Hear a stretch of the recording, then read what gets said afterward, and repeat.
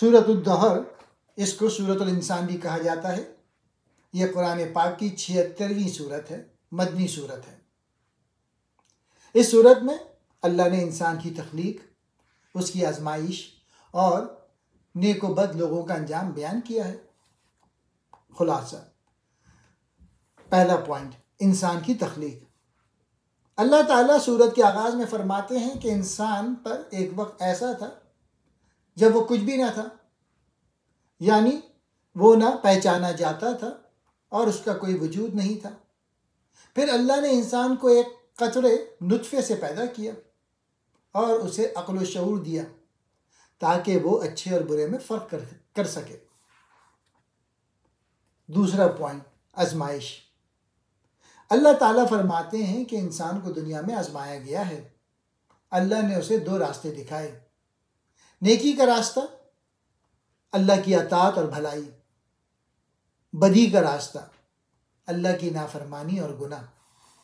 اب یہ انسان پر ہے کہ وہ کس راستے کا انتخاب کرتا ہے۔ تیسرا پوائنٹ، نیک لوگوں کا انجام۔ اللہ تعالیٰ نیک لوگوں کے لیے جنت کا ذکر کرتے ہیں۔ جنت میں نیک لوگوں کو بہترین نعمتیں عطا کی جائیں گی، جیسے ریشم کے لباس، بہترین کھانے اور مشروبات، ہمیشہ بہنے والے چشمے، خوشبوئیں۔ یہ سب ان لوگوں کے لیے ہے جو دنیا میں اللہ کی رضا کے لیے عمل کرتے ہیں، نماز پڑھتے ہیں، غریبوں، یتیموں اور قیدیوں کی مدد کرتے ہیں اور دوسروں کی بھلائی کے لیے اپنا مال خرچ کرتے ہیں۔ چوتھا پوائنٹ، نیکی بے غرض ہونی چاہیے۔ نیک لوگ یہ سب کچھ صرف اللہ کی خوشنودی کے لیے کرتے ہیں اور کسی بدلے یا شکریہ کی توقع نہیں رکھتے۔ ان کا مقصد صرف آخرت میں اللہ کی رضا حاصل کرنا ہوتا ہے۔ پانچواں پوائنٹ، بدکاروں کا انجام۔ جو لوگ اللہ کی نافرمانی کرتے ہیں، قیامت کے دن انہیں سخت عذاب دیا جائے گا۔ ان کے لیے جہنم ہوگی جہاں انہیں سخت مشکلات اور عذاب کا سامنا کرنا پڑے گا۔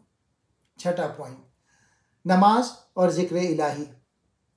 اللہ تعالیٰ نے ذکر الہی، نماز، صبر اور قیامت پر یقین رکھنے کی اہمیت پر زور دیا ہے۔ ان صفات والے لوگ اللہ کے نزدیک محبوب ہیں اور انہیں جنت میں عزت و آرام ملے گا۔